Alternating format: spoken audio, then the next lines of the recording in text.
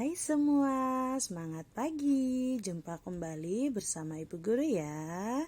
Shalom, Assalamualaikum, Om Swastiastu, Namo Buddhaya, Salam Kebajikan. Apa kabar kalian hari ini? Bu Guru selalu doakan agar kalian senantiasa dalam keadaan sehat walafiat. Jangan lupa untuk selalu bersemangat ya. Baik, pagi ini Ibu akan memberikan materi pelajaran SD kelas 5, tema 7, subtema 3. Peristiwa mengisi kemerdekaan pembelajaran ke-1.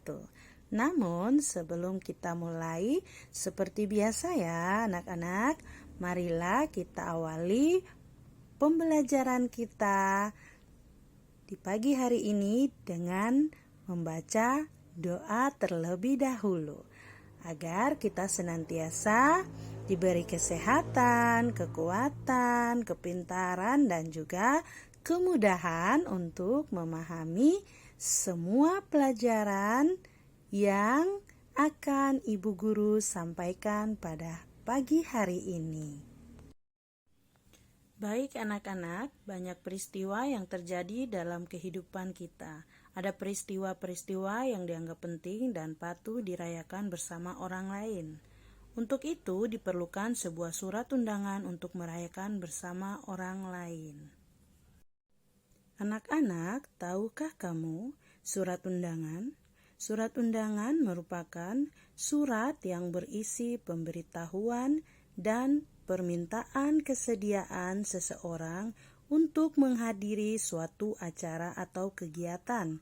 Kalimat yang digunakan dalam undangan haruslah efektif, yaitu singkat, padat, dan jelas. Tujuannya agar orang yang membacanya dapat segera mengerti isinya. Anak-anak, surat undangan dibedakan atas 3 jenis, yaitu 1. Undangan resmi yang mengatasnamakan sebuah instansi atau organisasi dan kedinasan, biasanya digunakan untuk kepentingan kedinasan. Yang kedua, undangan setengah resmi, undangan yang mengatasnamakan perorangan yang ditujukan ke perorangan maupun instansi atau organisasi. Yang ketiga adalah undangan tidak resmi, undangan yang mengatasnamakan perorangan yang ditujukan kepada perorangan untuk kepentingan perorangan, seperti undangan ulang tahun dan undangan perayaan kelahiran. Nah anak-anak, setiap jenis surat memuat bagian-bagian surat. Inilah gambaran bagian-bagian surat yang ada dalam suatu surat ya.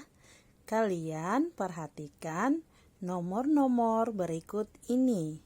Untuk nomor 1 ada kepala surat. Untuk nomor 2 nama dan alamat tujuan. Untuk nomor 3 pembuka surat. Untuk nomor 4, isi surat. Untuk nomor 5, penutupan surat. Untuk nomor 6, tempat dan tanggal surat. Serta yang ketujuh adalah pembuat surat. Nah, itulah tadi bagian-bagian yang ada dalam surat ya. Nah, berikut ini kita akan bandingkan persamaan dan perbedaan jenis-jenis undangan. Ada undangan resmi, ada undangan setengah resmi, dan ada undangan tidak resmi.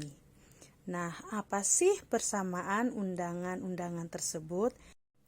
Persamaannya adalah sebagai surat yang berisi pemberitahuan dan permintaan kesediaan seseorang untuk menghadiri suatu acara atau kegiatan. Itulah persamaannya. Sedangkan perbedaannya adalah undangan resmi mengatasnamakan sebuah instansi atau organisasi dan kedinasan. Undangan setengah resmi yaitu mengatasnamakan perorangan yang ditujukan ke perorangan atau organisasi, dan undangan tidak resmi mengatasnamakan perorangan yang ditujukan kepada perorangan untuk kepentingan perorangan. Itulah persamaan dan perbedaan dari jenis-jenis undangan. Anak-anak, perubahan wujud benda sering terjadi di sekitar kita. Salah satu perubahan wujudnya adalah menyumblim. Nah, contohnya adalah kapur barus yang diletakkan dalam lemari untuk melindungi pakaian dari nyengat dalam beberapa hari akan mengecil dan menghilang.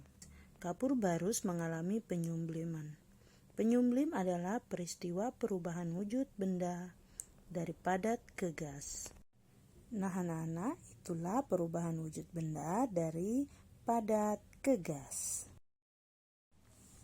Anak-anak, usaha dan pembangunan di negara kita sudah dilakukan sejak negara merdeka oleh pemerintah sampai sekarang. Pembangunan nasional Indonesia merupakan pembangunan Indonesia seutuhnya. Artinya, pembangunan semua aspek di bidang kehidupan, tidak hanya pembangunan fisik, tetapi juga manusia Indonesia seutuhnya. Ada banyak kegiatan pembangunan yang pernah dilakukan untuk mengisi kemerdekaan. Nah, ini berikut adalah mengisi kemerdekaan Negara Kesatuan Republik Indonesia didapatkan dengan cara yang tidak mudah dan tidak murah. Bertahun-tahun para pemimpin bangsa ini berupaya dengan berbagai macam cara untuk melepaskan diri dari penjajahan bangsa lain. Ribuan nyawa manusia juga telah melayang dalam upaya ini. Kini Indonesia telah merdeka dan berdaulat.